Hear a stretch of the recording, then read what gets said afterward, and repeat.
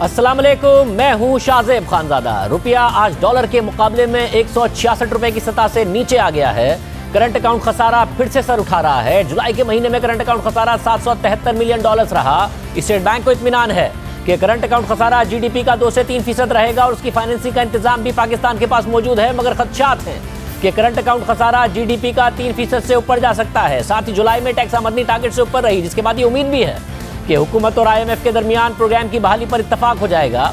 IMF बिजली और gas की कीमतों में इजाफे के हवाले से शराइत नरम करने पर आमादा हो जाए, इसकी भी उम्मीद पैदा हो रही है। मगर ऐसे वक्त में एक बार फिर वजीर आजम की मुआशी टीम टूट फूट का शिकार है। कल वजीर आजम के मुआवने खुसूसी बराए खजाना और रेवेन्यू डॉक्टर वकार मसूद मुस्ताफी हो गए।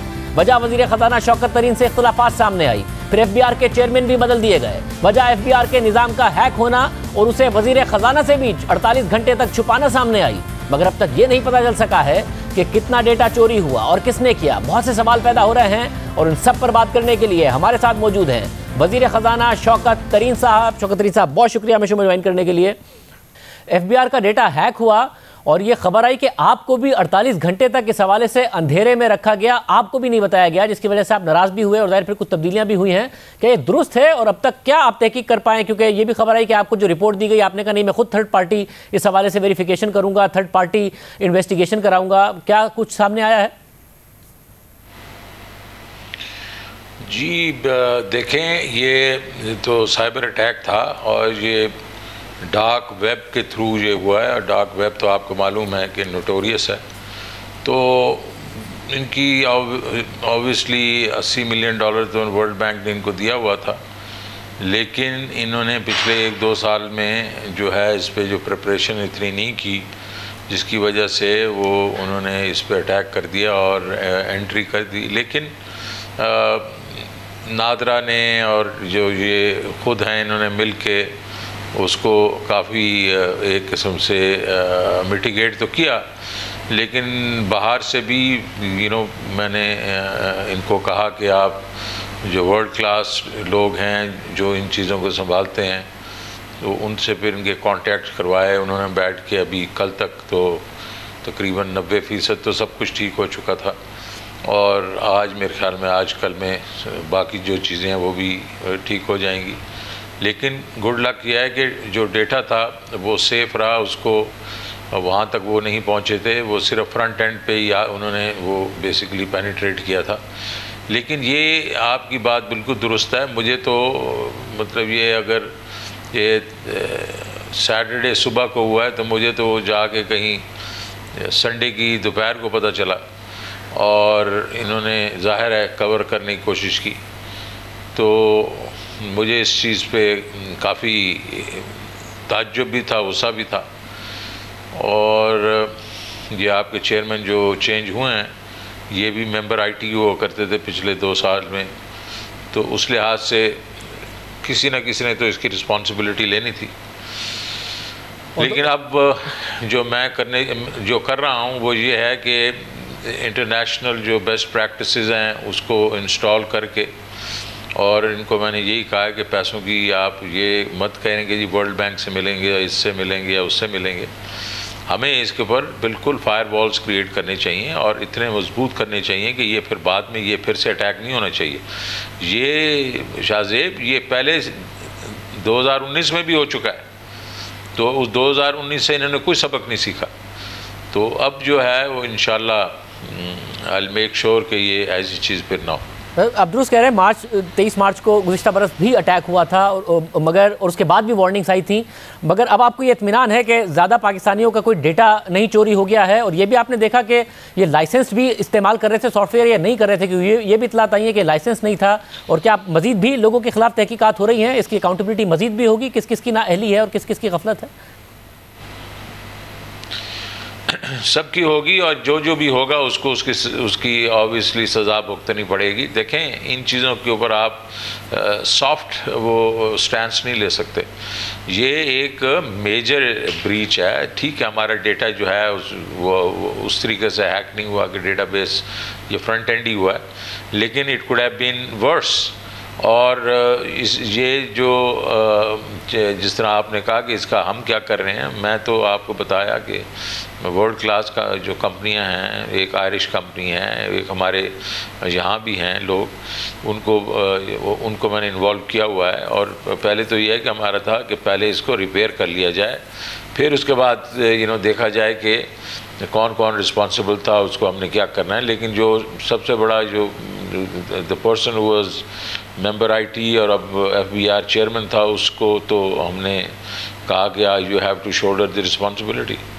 मतलब और जो वज़ीर आज़म के मामले खुसूसी हैं डॉक्टर वक़ार मसूद साहब, उनका जो इस्तीफ़ा आया उस हवाले से भी खबरें हैं कि आपसे इख्तिलाफ़ है। वो कहते हैं कि जी उनकी रिकमेंडेशंस पर अमल नहीं होता और आपको ये इख्तिलाफ़ था कि आपको बाईपास किया जाता है, आपको एतमाद में लिए बगैर चीज़ें हो रही हैं। क्या ये बात दुरुस्त है? देखें यार, जो जितने मुंह उतनी बातें, लेकिन हैविंग सेड दैट मेरा माइंड सेट डिफरेंट है। मेरा तरीक़ाकार जो है वो प्राइवेट सेक्टर टाइप है। मैं I want to get things done और आगे जाना चाहता हूँ। वक़ार साहब बड़े एक्सपीरियंस ब्यूरोक्रेट हैं और वो ऑब्वियसली उनका तरीक़ाकार डिफरेंट था।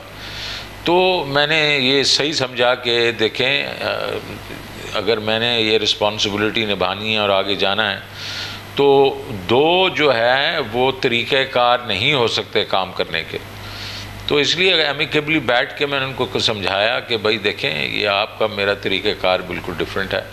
मैं जो हूँ वो प्राइवेट सेक्टर का आदमी हूँ, मैं चाहता हूँ चीज़ें हों, आप हर वक्त रूल्स को ही देखते रहते हैं, तो वो जो है ज़रा थोड़ा मुश्किल हो गया। तो इसलिए हमने बड़ी एमिकेबली डिसाइड किया कि ही शुड गो। मतलब अगर ये जो मॉडल है जिसमें ज़ाहिर है अब वजारत ख़जाना बतौर वज़ीर आपको रिपोर्ट करती है, पहले भी वज़ीर रह चुके हैं, कि उसमें फिर एक मुआविन खुसूसी हो जो वज़ीर आज़म को रिपोर्ट करे, आपके ख्याल में एक कन्फ्यूज़ करता है चीज़ों को? ज़्यादा बेहतर है कि एक ही वज़ीर हो और वही जवाबदेह हो चीज़ों के लिए, कॉम्पिटेंट वज़ीर हो, बजाय इसके कि साथ में एक मुआविन खुसूसी हो जो वज़ीर आज़म को रिपोर्ट कर रहा हो?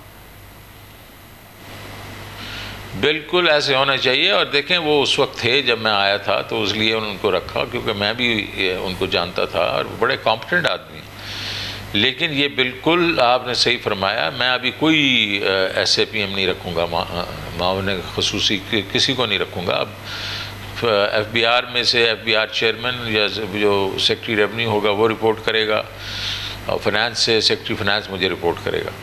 अच्छा, और जो इख्तिलाफ बुनियादी था क्या वो कामयाब पाकिस्तान प्रोग्राम पे था, जो कि बड़ा एम्बिशियस और अग्रेसिव प्रोग्राम है, आप भी चाहते हैं उसकी फॉर इम्प्लीमेंटेशन हो, और 1600 अरब रुपए गालिबन उसका अमाउंट है, तो उसमें डॉक्टर साहब को भी एतराज़ था और ब्यूरोक्रेसी को भी बहुत ज़्यादा एतराज़ है कि जी बैंक्स की कोई लाइबिलिटी नहीं है, सारा रिस्क हुकूमत का है, बाद में NAB के भी केसेस भुगतने पड़ सकते हैं। मगर आप फौरी तौर पर चाह रहे थे कि इस पर अमल दरामद हो कि पैसा बैंक्स के पास बहुत है, इम्प्लीमेंटेशन माइक्रो फाइनेंस बैंक्स कर सकते हैं क्योंकि छोटे लोग जो इस वक्त कारोबार हैं उनको या फिर अवाम उनको कर्जा बड़े बैंक्स देते नहीं है, तो रिस्क हुकूमत ले ले, पैसा बड़े बैंक्स का हो, इम्प्लीमेंटेशन माइक्रो फाइनेंस बैंक्स या इदारे जो हैं कशफ जैसे या अखुवत जैसे वो कर दें। उस पर उनको एतराज़ था। देखें, पहली बात तो ये है कि जो शाहजेब आप ये जो प्रोग्राम है ये बहुत यूनिक है। अगर ये चीज़ जो है अगर यूनिक ना होती या लोगों को पहले समझ आ गई होती तो ये पहले भी हो गया होता। तो बात सिर्फ सिंपल है कि आपके जो बड़े बैंक्स हैं वो छोटे कर्जे नहीं देते क्योंकि उनके DNA में ये नहीं है। उनका क्रेडिट प्रोसेस ही इतना दकीक होता है कि वो नीचे छोटा कर्जा नहीं देते। दूसरी साइड के ऊपर माइक्रो फाइनेंस बैंक्स हैं, NGOs हैं, जिस तरह अखुवत वगैरह, वो ये पिछले 30-40 साल से दे रहे हैं। NRSP तो पिछले 50 साल से दे रहा है। तो मैंने इसको मिला दिया आपस में। मैंने कहा यार होल सेलिंग करेंगे बैंक्स और आगे रिटेल क्रेडिट करेंगे ये जो NGOs। ये नया कॉन्सेप्ट था। उसके बीच में ज़ाहिर है इसमें जो होल सेलिंग करेगा बैंक, उसको अगर हम कहा जाए कि आप इन NGOs की और इन जो माइक्रो फाइनेंस बैंक्स की क्रेडिट आप पहले देखें, उसके बाद इनको पैसे दें, तो उसमें बड़ा टाइम लगना था। तो मेरा मॉडल ये था कि इनको पहले 100% आप इसको गारंटी करें और over a period of 6 to 9 months आप उसको रिड्यूस कर दें आहिस्ता आहिस्ता और 50% पे ले आएँ। लेकिन पहले शुरू करने में आप 50 इनको 100% करें। इनका ये था कि इसको पहले से 50 करें, लेकिन हमने इसका बीच में वाया मीडिया निकाल लिया और हमने कहा देखें इसके ऊपर एक सीलिंग लगा देते हैं, इससे ज़्यादा हम इनको गारंटी नहीं देंगे। दूसरा इनका ये था कि ये आप बहुत अग्रेसिव हो रहे हैं, और उसके ऊपर भी मैंने इनको कहा कि ये 1600 जो बिलियन है, ये तो मैंने 3-4 साल की बात की है, ये ज़रूरी नहीं कि हम एकदम इसको बिल्कुल टेक ऑफ कर देंगे 90 डिग्रीज़ का, तो इसको आहिस्ता आहिस्ता बढ़ाएंगे जैसे जैसे हमारा एक्सपीरियंस हो। तो उस सारी चीज़ों के ब्यूरोक्रेसी ने बिल्कुल मान लिया, और ये इसमें बिल्कुल ये हुआ कि डिस्कशन ज़रूर हुई, और आई बिलीव इन डिस्कशन। मुझे ये इसमें फ़र्क नहीं पड़ता कि अगर कोई मेरे साथ इख्तलाफ करे, मेरा काम यह है कि मैं उनको कन्विंस करूं, डंडे मारने से नहीं होना काम। तो वो हम कन्विंस हो गए। अब हमारा सिर्फ ये है कि अभी IMF हमें ये कह रहा है कि जनाब आप हमें ज़रा थोड़ा एक्सप्लेन करें कि इससे आपकी फिस्कल स्पेस में तो ज़्यादा फ़र्क नहीं आएगा, फाइनेंशियल सेक्टर तो बिल्कुल स्टेबल रहेगा। तो वो हम उनसे बात करें। Bureaucracy is now on board. लेकिन शुरू के बीच में अपना डॉक्टर साहब को भी कोई वो थे एप्रीहेंशंस थी, लेकिन वो दूर हो गई थी। लेकिन वो वजह नहीं थी, वजह इनकी यही थी कि मेरा और उनका जो तरीका जो वारदात है, मैं प्राइवेट सेक्टर का आदमी हूँ, वो बिल्कुल ही क्विंटेसेंशियल ब्यूरोक्रेट थे, तो वो हमारी बात बन नहीं रही थी। और मैं ये चाह रहा था कि इसमें ये ना हो कि इस इख्तलाफ में जो है वो जो मुर्गी है हराम हो जाए। सब जो आपने बताया कि क़ुव्वत है, NRSP है, ज़ाहिर है ये बहुत अरसे से काम कर रहे हैं और बड़ा पोर्टफोलियो है इनका। ऐसा नहीं है कि छोटे पोर्टफोलियो के साथ काम कर रहे हों, एक बड़े पोर्टफोलियो के साथ ये सारी ऑर्गेनाइजेशंस काम कर रही हैं। मगर आप क्योंकि ज़ाहिर बैंकिंग को और जो बड़ी बैंकिंग है उसको भी आप बड़े अच्छे तरीके से समझते हैं, कंज्यूमर बैंकिंग को भी आप समझते हैं, आपने जो एहसास प्रोग्राम है उसका डेटा भी देखा होगा। आप कन्विंस्ड हैं कि जब गवर्नमेंट कूदती है और गवर्नमेंट गारंटी भी देती है, सब्सिडी भी देती है, तो ज़ाहिर अमाउंट बहुत ज़्यादा बढ़ जाएगा कर्ज़ों का, तो ये ड्यू डिलिजेंस भी सही हो जाएगी, ये हैंडल भी कर लेंगे और ये गवर्नमेंट का बहुत बड़ा नुकसान नहीं हो रहा होगा इस प्रोग्राम में? बिल्कुल नहीं हो रहा होगा। देखें, इसके बीच में चेक्स एंड बैलेंसेस हैं, बहुत चेक्स एंड बैलेंसेस है। मैंने जनाब वो वक्त भी देखा है जब मैं हबीब बैंक में गया था, जब येलो कैब वगैरह हुए थे और जहाँ 85% के डिफ़ॉल्ट थे, तो वो मैंने सब देखे हुए हैं। और फिर ये भी आपने देखा होगा कि हमें कोशिश की गई, हमारे दौर में हबीब बैंक में छोटे लोन दिए जाएँ जिसके बिज़नेस प्रपोजिशंस ठीक नहीं थे, हमने नहीं दिए, तो वो भी हमने वक्त देखा है। तो मैं बिल्कुल बहुत बड़ा बेवकूफ़ होऊंगा कि मैं इस वक्त अपने जो ट्वाइलाइट या years of my professional life में मैं ऐसा कोई प्रोजेक्ट करूं जिसमें मेरी बदनामी और बैंकिंग जो है वो डूब जाए। तो हमने चेक्स एंड बैलेंस ऑडिट्स रखे हुए हैं हर डिसबर्समेंट के ऊपर। जब हम देंगे पैसे इनको सब्सिडीज़ वगैरह, तो दो जगह पे ऑडिट होंगी और वो स्टेट बैंक के जो नॉमिनेटेड ऑडिटर्स करेंगे। उसके बाद हम खुद नहीं ये इसको हैंडल करेंगे। पाकिस्तान पावर्टी एलिविएशन फंड है, आपको पता है, वो बहुत देर से है और वो इसकी ओवरसाइट है इनकी। तो I think checks and balances बहुत हैं। आई एम वेरी कन्विंस्ड कि इसमें कोई माशाल्लाह ऐसा अनड्यू रिस्क नहीं करेंगे। और फिर हमने ये अभी तो इनका जो रिकवरी रेट्स हैं वो कोई 98-99% है, लेकिन हमने कहा है कि अगर 10% जो है अगर लॉस होना लगे तो वो उस इदारे से हम क्रेडिट बंद करवा देंगे। So there are enough checks and balance, I am convinced. और मैं शाहजेब आपको कह रहा हूँ ये रेवोल्यूशनरी होगा ये प्रोग्राम, क्योंकि हम पहली दफ़ा गरीब आदमी को उसके घर में जाके मदद कर रहे हैं ताकि आप पैर पे खड़ा हो जाए। हैंड आउट्स नहीं दे रहे, हम खैरात नहीं दे रहे, हम उनको कह रहे हैं तुम यार बाइज़्ज़त जो है वो बिज़नेस करो और अपनी आमदनी लेके आओ और इज़्ज़त से रहो। मतलब मगर क्या सानिया निश्तर साहिबा को भी तहफ़्फ़ुज़ात हैं इस प्रोग्राम के हवाले से कि ये पे बैक हो पाएगा, नहीं हो पाएगा, नुकसानात नहीं हो जाएंगे? बिल्कुल था शुरू के बीच में उनका ये था कि देखें आपने ये कौन सा डेटा इस्तेमाल करेंगे, दूसरा ये पेपरा रूल्स आप करेंगे या नहीं करेंगे। तो ये उनके तहफ़्फ़ुज़ात थे। हमने उनका ये आपका ही डेटा हम इस्तेमाल करेंगे और बिल्कुल कोई पॉलिटिकल जो है इसमें इंटरफेरेंस इसलिए नहीं होगी कि आपने जो अभी डेटा तैयार किया है, सेंसस तैयार किया है, इसी को ही हम यूज़ करेंगे, इसमें कोई एक्सेप्शन नहीं होगी। और वो फिर जब ये पेपरा की बात की तो हालांकि ये सारा G2G है, सारे बैंक्स वर्सेस NGOs वगैरह, मैंने कहा नहीं करो यार पेपरा करो।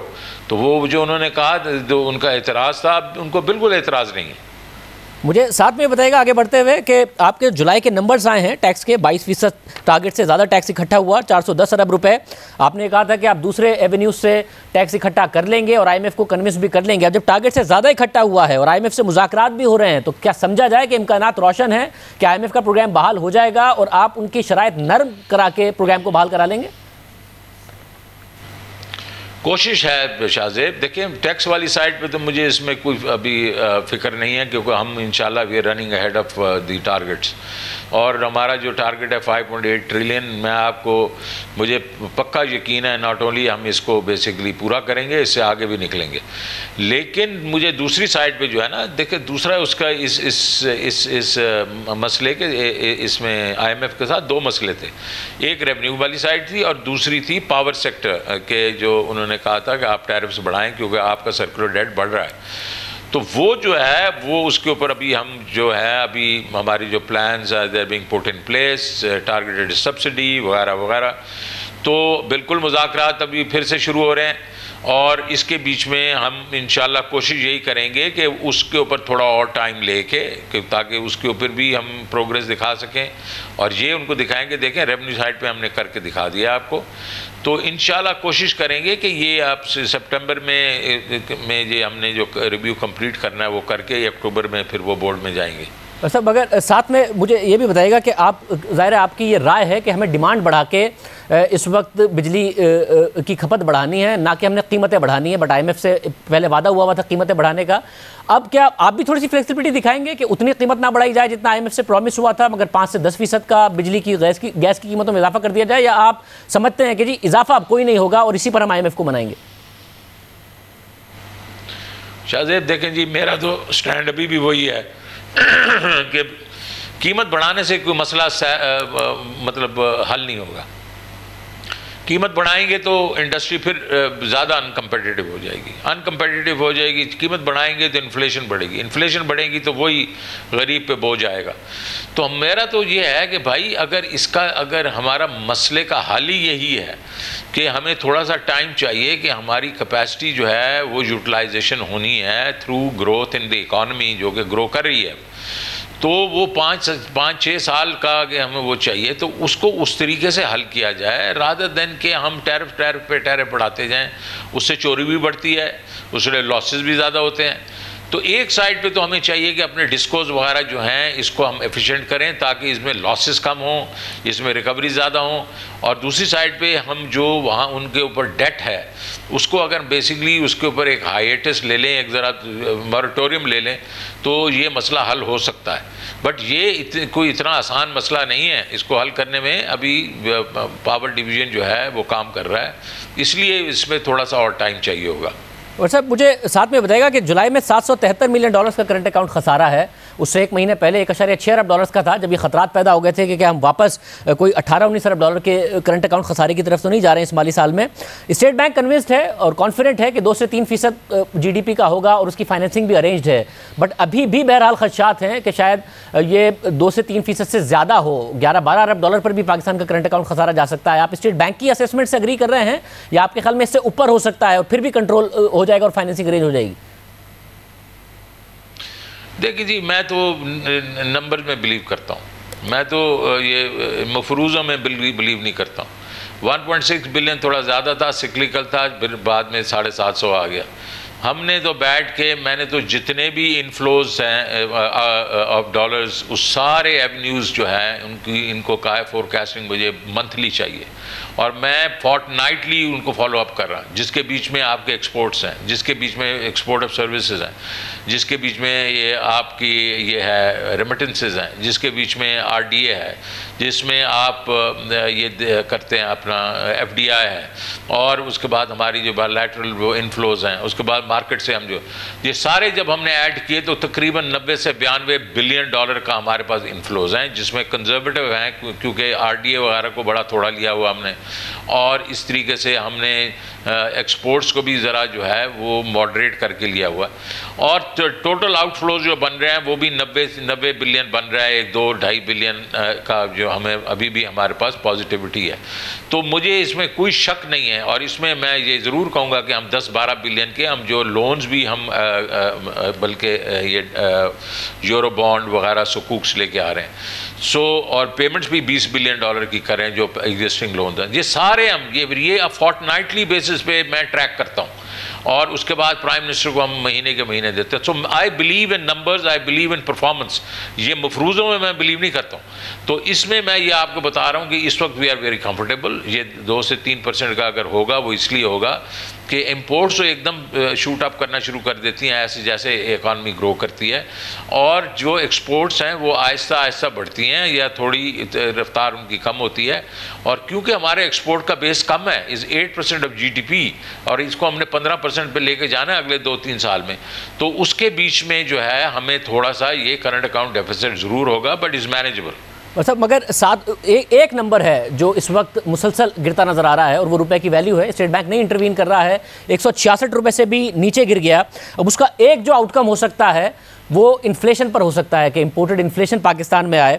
अप्रैल में 11.1% थी, अप्रैल में कम होकर 10.9 हुई, जून में 9.7 हुई, और फिर जुलाई में और कम होकर 8.4% हुई। तो एक जो नज़र आ रहा था कि एक डाउनवर्ड ट्रेंड है, ये वापस राइजिंग साइड पर नहीं चली जाएगी जितना तेज़ी से रुपया गिर रहा है? ये कंसर्न नहीं है आप इस हवाले से? नहीं जी, देखें, इसका कंसर्न तो ज़रूर होता है। जैसे रुपया गिरता है उसके बाद और प्राइसेस पे जोर इसलिए भी आता है कि इंपोर्टेड इन्फ्लेशन है ये, क्योंकि जिस वक्त आप इस वक्त नेट इंपोर्टर ऑफ फूड बन गए हैं और वीट आप इंपोर्ट करेंगे उसका इफेक्ट आएगा, शुगर पे आएगा, दालों पे आएगा, घी पे आएगा, तो ये आएगा तो ज़रूर। लेकिन हम ये चाह रहे हैं कि इसकी बाकी जो फूड इन्फ्लेशन है उसको, उसमें जो मार्जिनस हैं ये मिडिल मैन के, इनको ज़रा कम करके उस साइड पे कोई कॉम्पनसेट करें, और सो होपफुली जो है इसमें ज़्यादा डिटीरिएशन नहीं होगी इन्फ्लेशन में। और हम ये भी मतलब उम्मीद रखते हैं कि इंटरनेशनल प्राइसेस जो इस वक्त पूरी डेकेड के हाईएस्ट लेवल पे हैं, ये आहिस्ता आहिस्ता नीचे आना शुरू होंगे। इस वक्त हमें जो इंडिकेशन मिल रहे हैं कि US के बीच में ये प्राइसेस ने अभी एक किस्म से डाउनवर्ड ट्रेंड करना शुरू कर दिया है। तो होपफुली ये जब आएगा तो इसको ये इवन आउट करेगा। बट हमारे रिस्क इन्फ्लेशन में हैं, और वो रिस्क ये हैं कि ऑयल प्राइसेस का भी हमें कोई पता नहीं है अभी इस वक्त किस साइड पे जा रही हैं, और वह नीचे आएंगी या नहीं आएंगी। और कमोडिटी प्राइसेस के बारे में मैंने आपको कह दिया। मतलब मगर होलसेल प्राइस इंडेक्स है, उसके मुकाबले में जो CPI है, कंज्यूमर प्राइस इंडेक्स, उसमें डिक्लाइन ज़्यादा आया है। अप्रैल में 16.6% था होलसेल प्राइस इंडेक्स, CPI 11.1 था। अब मगर जुलाई में 17.3 है होलसेल प्राइस इंडेक्स और CPI 8.4% है। क्या मार्जिन रिटेल लेवल पर कम हुआ है या कहीं से नंबर मिसलीडिंग है इस वक्त जो CPI का नंबर रिपोर्ट हो रहा है?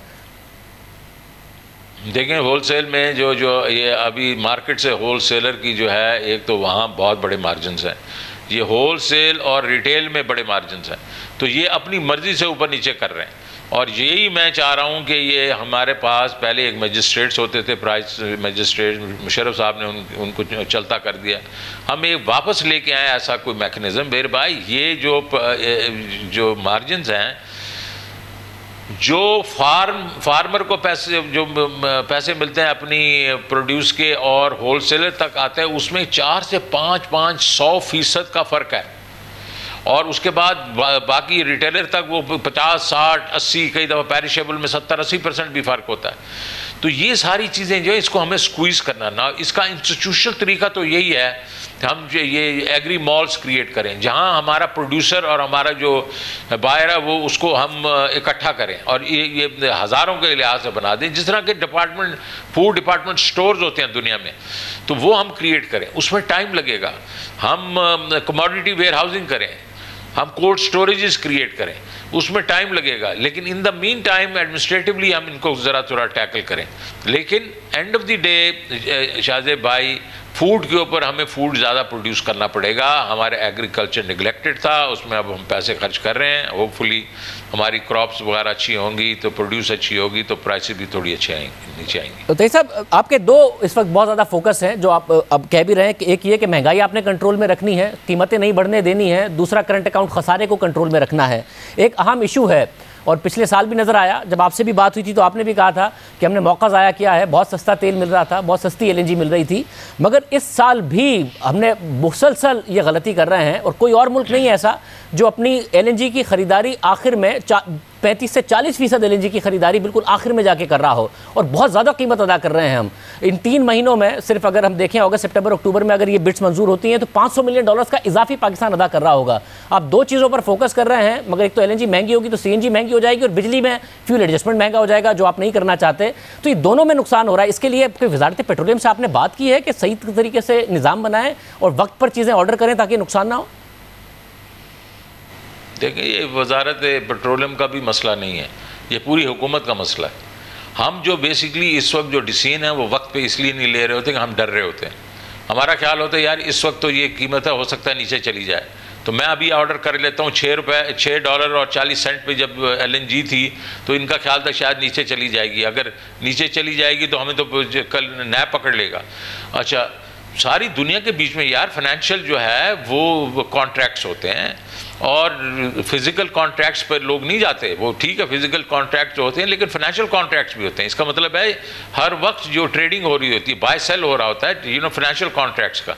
तो मैंने ये भी रिसेंट उसमें कहा है कैबिनेट मीटिंग में कि हमें एक जिस तरीके से अब स्टेट बैंक है वो भी फॉरेन एक्सचेंज में डील कर रहा होता है, डेली बेसिस पे कर रहा होता है, बाय सेल कर रहा होता है, करेंसीज को कर रहा होता है, वो मनी मार्केट में खेल रहा होता है। तो उसको तो नैब नहीं पकड़ती यार। तो हमने कहा कोई इदारा बनाए जो बेसिकली प्रोफेशनल जिसमें बैठे हों और वो इन सारी कीमतों को पूरे साल में हर वक्त बाय सेल कर रहे हों, ताकि at the end of the day we should get the best price. तो ये हमें करना पड़ेगा। अदरवाइज आपको मालूम है कि मैं जब पहले फाइनेंस मिनिस्टर था तो 144 से तेल आ गया था 27 पे। मैंने इनको कहा हैजिंग करो, मैं कोई 9 महीने बाद में रहा और किसी ने हैजिंग नहीं की। अभी भी यही हुआ है कि $44 पे, उससे भी कम आ गया था, उसे हैजिंग की बात हुई, फिर भी हैजिंग नहीं हुई। लोग डरते हैं। तो हमें इसको प्रोफेशनल तरीके से अभी मैनेज करना पड़ेगा और ताकि लोग people can deal in contracts on financial basis. तो वो जो है ये चीज़ और डर रहे हैं लोग। सर, ये जो डर है नैब का, क्योंकि आपने मुतादिद प्रोग्राम्स में आप भी कह चुके हैं, दीगर वज़रा भी कह रहे हैं कि जिनका कानून बदलने की ज़रूरत है, ब्यूरोक्रेसी काम नहीं करती है। अब ये खबर आई कि ड्राई डॉकिंग इन्होंने वक्त पर नहीं की। अब सितंबर के लिए फिर गैर यकीनी की सूरत हाल है कि उनका बड़ा FSRU रखना है, छोटा रखना है, सर्दियों में गैस का क्राइसिस आ रहा है। तो ये नैब ही का डर है या अपनी इनकॉम्पिटेंस? और अगर नैब का डर है तो फिर कानून बदल देता है। नैब का डर है सर, काफ़ी ज़्यादा नैब का डर है। लेकिन देखें, मैं नैब पे इस वक्त बात नहीं करूंगा। पिछली दफ़ा मैंने बात की तो उन्होंने मुझे नोटिस ही दे दिया था। लेकिन पॉइंट सिर्फ ये है कि देखें, ये डर तो मैं देखता हूँ अपनी मिनिस्ट्री में भी देखता हूँ, दूसरों में भी देखता हूँ कि लोग घबराए हुए होते हैं। हमें जो है वो हमें आई थिंक लीडरशिप को ये देखना है कि अकाउंटेबिलिटी बिल्कुल सर आँखों पर, और वो जो वे बहुत अच्छा काम कर रहे होंगे। लेकिन अगर एक जो है वाइड स्प्रेड ये फियर है तो इसको एक I think the political leadership from both sides जो शुड सिट डाउन एंड से कि ये जो अकाउंटेबिलिटी हम तो करेंगे, लेकिन इसका क्या ऐसा तरीका हो सकता है जिससे जो है कि ये नाजायज़ किस्म का डर है ये ख़त्म हो। शौकत तरीन साहब, बहुत शुक्रिया हमें शो में ज्वाइन करने के लिए। नाज़रीन, शौकत तरीन साहब की गुफ्तगू आपने सुनी। मज़ीद खबरों पर बात करेंगे और $500 मिलियन के नुकसान का खतरा क्यों पैदा हो रहा है, इसका हक़ाइक़ भी आपके सामने रखेंगे ब्रेक के बाद।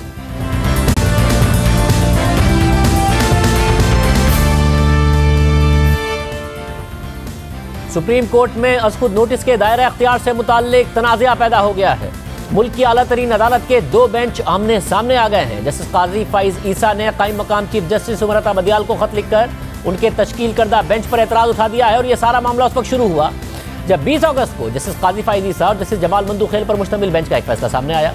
जस्टिस फ़ाइज़ ईसा के तहरीर करदा फैसले में लिखा है कि अदालत को 5 सहाफ़ियों ने एक दरख्वास्त दी है जिसमें लिखा है कि हुकूमत और उसके मातहत इदारे आइन में दिए गए बुनियादी हुकूक पामाल कर रहे हैं। सहाफ़ियों को हिरासा किया जा रहा है, धमकाया जा रहा है, उन पर हमले किए जा रहे हैं और गोलियां मारी जा रही हैं। मगर ऐसा करने वालों को सजाएं नहीं मिल रही हैं, बल्कि जो लोग आइन के तहत सहाफ़ियों को तहफ़्फ़ुज़ देने पर मामूर हैं वही इन कामों के पीछे हैं। 2 रुकनी बेंच ने DG FIA, chairman PEMRA, IG Islamabad और सेक्रेटरी दाखिला के अलावा सेक्रेटरी इत्तलात और वज़ारत मज़हबी उमूर और वज़ारत इंसानी हुकूक के सेक्रेटरी से जवाब तलब किया और फैसले में लिखा कि इस दरख्वास्त को आर्टिकल 184(3) के तहत सुनने का फैसला किया है क्योंकि यह मामला अवामी अहमियत और बुनियादी हुकूक से मुताल्लिक है। इस केस की समाअत 26 अगस्त तक मुलतवी कर दी गई, लेकिन 20 अगस्त को ही जस्टिस काजी फ़ाइज़ ईसा और जस्टिस जमाल मंदूखेल पर मुश्तमिल बेंच ने यह समाअत की और फिर 21 अगस्त को सुप्रीम कोर्ट के कायम मकाम चीफ जस्टिस उमरता बदियाल ने इस मामले पर लार्जर बेंच तश्कील दे दिया कि क्या सुप्रीम कोर्ट में सू मोटो लेने का तरीक़ाकार है, उस पर अमल किया गया है या नहीं। हर जज इस तरह अपनी अदालत में सू मोटो ले सकता है या इख्तियार सिर्फ चीफ जस्टिस के पास है। इस बेंच में वो दोनों जजेस शामिल नहीं किए गए जिन्होंने 20 अगस्त का हुक्म जारी किया था, यानी जस्टिस काजी फैज़ ईसा और जस्टिस जमाल बंदूखेल को शामिल नहीं किया गया। जस्टिस उमरता बंदियाल की सरबराही में ये bench justice Ijazul Ahsan, justice Munib Akhtar और जस्टिस काजी मोहम्मद अमीन और जस्टिस मोहम्मद अली अजहर पर मुश्तमिल है। 23 अगस्त की समाअत में इस बेंच ने सहाफ़ियों को हिरासा करने से मुताल्लिक 2 रुकनी बेंच के हुक्मनामे पर अमल दरामद रोक दिया और आज दोबारा इस केस की समाअत की। दौरान समाअत अटॉर्नी जनरल खालिद जावेद खान ने कहा कि सुप्रीम कोर्ट का एक बेंच दूसरे बेंच के अहकामात पर अपना हुक्म नहीं दे सकता। मेरे ख्याल से ये मॉनिटरिंग बेंच नहीं है, मेरी ज़ाती ख्वाहिश है जस्टिस फैज़ ईसा और जस्टिस जमाल बंदूखेल बेंच का हिस्सा हूँ। इस पर जस्टिस काजी अमीन ने रिमार्क्स दिए कि क्या मुनासिब नहीं होगा कि लार्जर बेंच में 2 रुकनी बेंच के जजेस को भी शामिल किया जाए। उन्होंने सवाल उठाया कि क्या चीफ जस्टिस बेंच की खुद नोटिस लेने की सिफारिश रद्द कर सकते हैं। इस पर अटॉर्नी जनरल ने जवाब दिया कि चीफ जस्टिस किसी जुडिशल ऑर्डर से इनकार नहीं कर सकते। केस कब और किस बेंच में मुकर्रर करना है ये चीफ जस्टिस का इख्तियार है। मर्जी के जज के सामने केस लगवाने का रुझान तबाहकुन है। इंसाफ ऐसी चीज नहीं कि मर्जी की दुकान से शॉपिंग की जाए। दरख्वास्त दायर हुए बगैर कोई बेंच इस पर अज खुद कार्रवाई नहीं कर सकता। अटॉर्नी जनरल ने 2 रुकनी बेंच के हुक्मनामे में तरमीम की तजवीज़ देते हुए कहा कि समाअत 26 अगस्त को इसी बेंच के सामने रखने वाले हिस्से में तरमीम की जाए। बेंच के सरबरा जस्टिस उमरता बंदियाल ने रिमार्क्स दिए कि हमारा सुप्रीम कोर्ट के 2 रुकनी बेंच के हुक्म में मुदाखलत का इरादा नहीं है। 2 रुकनी बेंच के हुक्म से मुश्किल सामने आई जिसका तदारुक जरूरी है। कोई मुनासिब वजह ना हुई तो केस दोबारा 2 रुकनी बेंच में चला जाएगा। जस्टिस काजी फैज़ ईसा ने 20 अगस्त का हुक्म मुफाद आमा और बुनियादी हुकूक की खिलाफ वर्जी को मद्देनजर रख कर दिया, लेकिन सुप्रीम कोर्ट के कवायद को मद्देनजर नहीं रखा। उन्होंने कहा कि इदारे पर एतमाद ना करना भी अहम पहलू है। चीज़ों को तबाह करना आसान है लेकिन बनती बहुत मुश्किल से है। अगर कोई तरीक़ाकार वज़ा नहीं किया गया तो निज़ाम नहीं चल सकता। इसके अलावा जस्टिस काजी फैज़ ईसा ने कायम मकाम चीफ जस्टिस उमरता बंदियाल के नाम खत लिखा है और उसमें लिखा है कि 5 रुकनी लार्जर बेंच बनाने से कबल 2 रुकनी बेंच को आगाह नहीं किया गया। सुप्रीम कोर्ट का दायरा इख्तियार नहीं है कि अपने ही बेंच के उमूर की मॉनिटरिंग करे। 5 रुकनी मौजिज़ बेंच को यह मुकदमा सुनने का इख्तियार ही नहीं। 5 रुकनी लार्जर बेंच ने समाअत जारी रखी तो यह आइन से तजावुज होगा। नतीजतन लार्जर बेंच की जानिब से दिया गया कोई भी हुक्म आइनी तौर पर कलअदब होगा और उसकी कोई कानूनी हैसियत नहीं होगी। अगर एक बेंच ने दूसरे बेंच की सरगर्मियों और अहकामात पर नजर रखनी शुरू कर दी तो उसका नतीजा अफरा तफरी और अदालती निज़ाम के ज़मीन बोस होने की सूरत में निकलेगा। जैसे काजी फैज़ ईसा ने लिखा कि सुमोटो का लफ्ज़ आइन में कहीं मौजूद नहीं और ना ही आलमी सतह पर अब इस्तेमाल होता है। 23 अगस्त के हुक्मनामे में लफ्ज़ सुमोटो 6 दफ़ा लिखा गया। हालांकि 20 अगस्त का नोटिस एक दरख्वास्त पर लिया गया था। सुमोटो उस नोटिस को कहते हैं जब अदालत बगैर किसी दरख्वास्त के उसको नोटिस ले ले। 2005 का एक सर्कुलर कहता है कि चीफ जस्टिस ने सुमोटो के हवाले से SOPs खुद बनाए हैं, ताहम ऐसा करने का इख्तियार चीफ जस्टिस के पास नहीं था। वतन पार्टी के केस में 9 रुकनी बेंच के फैसले के बाद इस सर्कुलर की कोई अहमियत नहीं है। 5 रुकनी बेंच 9 रुकनी बेंच का फैसला कलअदम नहीं कर सकता। जैसे काजी फैज़ ईसा ने लिखा कि एक मरतबा केस का फैसला हो जाने दें, उसके बाद अगर किसी को लगता है कि उसके साथ आइन या कानून के तहत फैसला नहीं किया गया तो उसके पास नजरसानी का मौका मौजूद होगा। सुप्रीम कोर्ट में गैर मामूली रिवायत रही है कि मुख्तलिफ बेंचेस के सामने केस लगाने से पहले चीफ जस्टिस की मंजूरी ली जाती है, लेकिन आइन और सुप्रीम कोर्ट के कवायद में ऐसा कुछ नहीं लिखा। जैसे काजी फैज़ ईसा ने मजीद लिखा कि हुकूमती अफसर को रजिस्ट्रार सुप्रीम कोर्ट मुकर्रर करना आइन की खिलाफ वर्जी है। रजिस्ट्रार सुप्रीम कोर्ट उससे कबल वज़ीर आज़म ऑफिस में काम करते रहे हैं। हुकूमत से उधार के तौर पर लिए गए अफसर का इस ओहदे पर आना अदालती कार्रवाई की शफाफियत पर सवाल उठा देता है। हुकूमत से उधार लिए गए रजिस्ट्रार अपने ओहदे के गलत इस्तेमाल के लिए मशहूर हैं। मौजूदा रजिस्ट्रार सरकारी मुलाजिम हैं और खुद को मुनसिफ और आईनी माहिर समझते हैं। उन्होंने फौरी तौर पर नोटिस लिया और 6 सफ़ात पर मुश्तमिल नोट चीफ जस्टिस को भिजवा दिया। बज़ाहिर ऐसा लगता है कि रजिस्ट्रार ने हुकूमती मफादात और अपने पुराने साथियों को बचाने की कोशिश की है। जिसे काजी फैज़ ईसा ने मज़ीद लिखा कि एक मरतबा नामालूम नंबर से मौसूल व्हाट्सएप मैसेज पर खुद नोटिस ले लिया गया था। व्हाट्सएप खुद नोटिस की वजह से कौमी खजाने को 100 अरब रुपए का नुकसान हुआ था। Justice उमरता Bandial, justice Ijazul Ahsan, justice Sajjad Ali Shah और जस्टिस मुनीब अख्तर ये केस मुख्तलिफ वक्तों में सुनते रहे, मगर किसी ने भी आईनी तरजीहात का नहीं सोचा। जस्टिस उमरता बंदियाल ने सुप्रीम कोर्ट बार के सदर लतीफ़ आफरीदी को जवाब देते हुए इस तासुर की नफी करने की कोशिश की कि अदालत मुनक़सिम है, ताहम जायज़ अवामी तासुर को महज बातों से ज़ाइल नहीं किया जा सकता, क्योंकि मुझे सिर्फ और सिर्फ मेरी ड्यूटी अदा करने की वजह से निशाना बनाया गया। अगर मेरे फाजिल साथियों को कुछ खदशात थे तो वो 2 रुकनी बेंच के अराकीन से बात कर सकते थे, मगर उन्होंने ऐसा नहीं किया और रजिस्ट्रार ने भी सख्त राजदारी बरती। जैसे काजी फैज़ ईसा ने लिखा कि इस खत की कॉपी सुप्रीम कोर्ट की वेबसाइट पर अपलोड की जाए। इसके साथ ही अटॉर्नी जनरल ने भी इस केस में अपनी तहरीरी मारूजात और तजावीज़ सुप्रीम कोर्ट में जमा करा दी हैं। अटॉर्नी जनरल के मुताबिक सुप्रीम कोर्ट को खुद नोटिस का इख्तियार सिर्फ मखसूस हालात में इस्तेमाल करना चाहिए। इंसानी हुकूक की दरख्वास्तें चीफ जस्टिस की मंजूरी से 2 रुकनी बेंच के सामने लगनी चाहिए। ये बेंच तय करे कि सुमोटो नोटिस बनता है या नहीं, और अगर नोटिस लिया जाए तो ये बेंच चीफ जस्टिस को यह मामला भिजवा कर 5 रुकनी बेंच के सामने लगाने की तजवीज़ दे। अगर कोई फाजिल जज चीफ जस्टिस को आर्टिकल 184(3) का मामला भिजवाए तो भी यही तरीकाकार इख्तियार किया जाए। अगर सुप्रीम कोर्ट का कोई बेंच समझे कि मामला आर्टिकल 184(3) के ज़मरे में आता है तो ये बेंच चीफ जस्टिस को ये मामला भिजवाकर 5 रुकनी बेंच के सामने लगाने की तजवीज़ दे। ये सारे आज मामला हुए। तो हम एक ब्रेक शामिल करते हैं, फिर आपके सामने रखेंगे $500 मिलियन मुल्क के मज़ीद ज़ाया होने का खदशा है कैसे। एक ब्रेक के बाद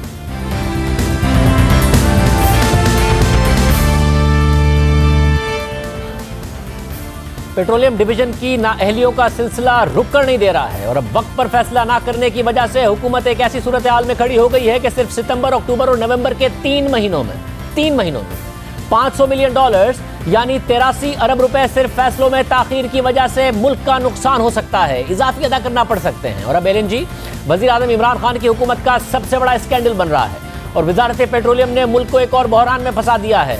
एक दफा फिर देर की, एक दफा फिर अरबों रुपए का नुकसान कर दिया। जब अक्टूबर और नवंबर के लिए LNG की बिड्स खोली गई तो अक्टूबर के 4 टेंडर्स के लिए पहले टेंडर का $22.5 यानी 32% का स्लोप मिला। यह बात वाज़ेह हो कि जिन तवील मुद्दती मुआहदों पर हुकूमत महंगा होने का इल्जाम लगाकर स्पॉट पर खरीदारी को तरजीह देती रही, हर टेंडर के बाद मवाजना करती रही, उनकी औसत 12.8% है, मगर अक्टूबर के पहले टेंडर के लिए 32% का रेट मिला है। यानी सिर्फ एक कार्गो तवील मुद्दती मुआहदों के मुकाबले में $46 मिलियन यानी 7.5 अरब रुपए महंगा है सिर्फ एक कार्गो। मगर बात एक कार्गो तक महदूद नहीं है। दूसरे टेंडर की बिड $17.1 यानी 25% के स्लोप की आई है। तीसरे टेंडर की बिड $20.9 यानी 30% के स्लोप पर मौसूल हुई है। चौथे टेंडर की बिड $18.9 यानी 27% के स्लोप पर मिली है। अगर ये बिड्स कबूल कर ली जाती हैं तो मुल्क को सिर्फ 4 टेंडर्स में सिर्फ एक महीने में तवील मुद्दती मुआहदों के मुकाबले में $155 मिलियन यानी 25.5 अरब रुपए इजाफी अदा करना पड़ेंगे। और अगर ये टेंडर 4 से 5 महीने पहले कर लिए जाते तो $170 मिलियन यानी 28 अरब रुपए मुल्क के बच जाते। इसी तरह नवंबर के महीने के लिए भी 3 टेंडर्स की बिड्स मौसूल हुई हैं। पहले टेंडर के लिए $19.6 यानी 28% का स्लोप मिला है। दूसरे टेंडर के लिए $17.5 यानी 25% का स्लोप मिला है, जबकि तीसरे टेंडर के लिए $20.9 यानी 30% का स्लोप मिला है। और अगर ये तीनों बिड्स पाकिस्तान कबूल करता है तो तवील मुद्दती मुआहदों के मुकाबले में सिर्फ नवंबर के 3 टेंडर्स में $112 मिलियन यानी 18.5 अरब रुपए इजाफी अदा करने पड़ेंगे। और चंद माह पहले के रेट से मुवाजना किया जाए तो $120 मिलियन यानी तकरीबन 20 अरब रुपए इजाफी अदा करना पड़ेंगे। सितंबर में PLL अपने 4 टेंडर्स की मंजूरी से $110 मिलियन यानी 18 अरब रुपए का नुकसान पहले ही कर चुका है। और PSO भी अपने गुज़िश्ता दिनों के 2 टेंडर्स के लिए सितंबर के महीने के लिए 34.6% और 24.5% का रेट अगर मंजूर करता है तो $100 मिलियन यानी तकरीबन 16.5 अरब रुपए का नुकसान सिर्फ इन 2 टेंडर्स में हो जाएगा। यानी पाकिस्तान को 3 महीनों के सिर्फ 13 LNG कार्गोज में देर करने और गफलत की वजह से $500 मिलियन या 83 अरब रुपए के नुकसान का सामना है। 122 अरब रुपए का नुकसान इब्तिदाई 2.5 सालों में हुकूमत ने कर दिया, फिर जुलाई और अगस्त में फिर गलतियां दोहराकर अरबों का नुकसान कर दिया और सितंबर, अक्टूबर और नवंबर में मुल्क को $500 मिलियन के नुकसान का सामना है, क्योंकि पाकिस्तान अपनी डिमांड का 30 से 40% बिल्कुल आखिर में जाकर खरीद रहा है और सप्लायर्स को पाकिस्तान एक डेस्परेट बायर के तौर पर नजर आ रहा है, इसलिए वो पाकिस्तान को महंगी ऑफर्स दे रहे हैं। आमतौर पर माजी में इस खित्ते में JKM यानी जापान कोरिया मार्केट रेट के मुकाबले में डिस्काउंट मिलता रहा है, मगर अब अक्टूबर के सौदों के लिए JKM का रेट $17.8 है, मगर पाकिस्तान को $22.5 का रेट मिला है। नवंबर के लिए JKM का रेट $17.8 है, मगर पाकिस्तान को $20.9 तक का रेट मिला है। यानी डिस्काउंट के बजाय महंगा रेट पाकिस्तान को मिल रहा है। हुकूमत के पास अभी ऑप्शन है कि दोबारा टेंडर कर ले ताकि शायद बेहतर रेट मिल सके, वरना अगर इन बिड्स को मंजूर किया तो सिर्फ 2 माह में $300 मिलियन का नुकसान होगा। 3 माह में $500 मिलियन के नुकसान का सामना है। और अगर इन टेंडर्स को मुस्तरद किया तो फर्नेस ऑयल से महंगी बिजली पैदा करने की वजह से बहरहाल मुल्क का नुकसान होगा और अवाम को हर हाल में बिजली के फ्यूल एडजस्टमेंट चार्जेस की मद में बिजली की महंगी कीमत अदा करनी पड़ेगी अगर नए टेंडर्स में कम कीमत ना मिली। अगर ये LNG खरीदी तो महंगी CNG मिलेगी और अगर ये LNG नहीं खरीदी तो एक बार फिर CNG भी नहीं मिलेगी। जुलाई के महीने के लिए पहले तकरीबन ₹1.5 फी यूनिट इजाफी बिजली की कीमत के लिए अवाम तैयार रहें और फिर सितंबर, अक्टूबर और नवंबर के लिए ये कीमत और ज़्यादा होगी और ये सिर्फ फैसलों में ताखीर की वजह से है। मगर हुकूमत हर दफ़ा एक नई वजह के साथ सामने आती है। गुज़िश्ता बरस तो नदीम बाबर और उमर अय्यूब जब हमने प्रोग्राम्स में सवाल उठाते थे तो जवाब में कहते थे कि हम सर्दियों की गैस गर्मियों में खरीद ही नहीं सकते, ऐसा हो ही नहीं सकता, ये सवाल ही गलत उठाया जा रहा है।